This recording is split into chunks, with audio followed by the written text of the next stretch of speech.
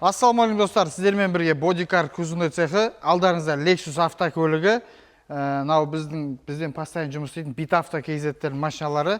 Міне, қазір қарап тұрсаңыздар, бұл машина қалай не болған, сәл не болып тұр.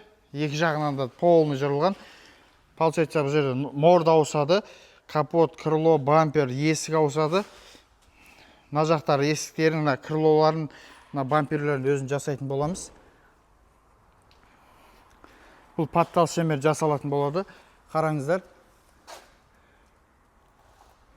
Егер сіздерде де осындай жағдай болып отыратын болса, қорықпаңыздар, 5 шпаклевка жасап бере аламыз біз сіздерге.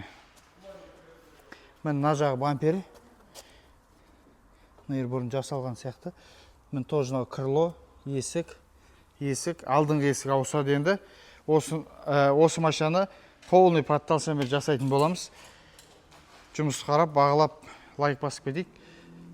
Сіздермен всегда бодикар.